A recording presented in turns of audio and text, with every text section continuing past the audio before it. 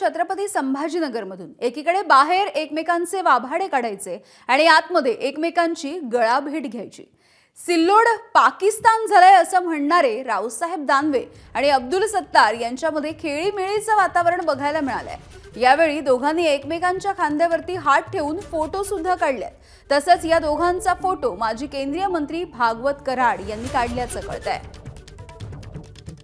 आम्ही राजकारणामध्ये जरूर एकमेकाला भांडतोय, परंतु भांडताना आम्ही कधी एक होईल याची गॅरंटी कोणीही देऊ शकत नाही। आणि ती त्या दिवशी सन्माननीय कराड साहेब होते, सन्माननीय भोमरे साहेब होते, सन्माननीय अतुल सावेजी होते आणि मला वाटतं अजून 4 लोक आमचे आमदार महोदयही होते। त्यांच्यासमोर त्यांनी मला एक साईडला नेलं, आम्ही बोललो, आमची चर्चा झाली। आमची चर्चा रेल्वेच्या बाबतीत खरं म्हणजे पंतप्रधान महोदयाचे आभार मानायचे आणि पंतप्रधान महोदयाला विनंती करायची की त्यांनी आमच्या कार्यक्रमाला भूमिपूजनाला यावं। तुमचं सिल्लोडला ते पाकिस्तान वगैरे असं काय बोलले होते? नाही, ते काय ते बद्दलची चर्चा झाली का? तुमचं मनोमिलन झालंय का नाही झालं? नाही, मनोमिलन नव्हतं, पण शेवटी विकासाचं मिलन होतं। एबीपी माझा, उघडा डोळे बघा नीट।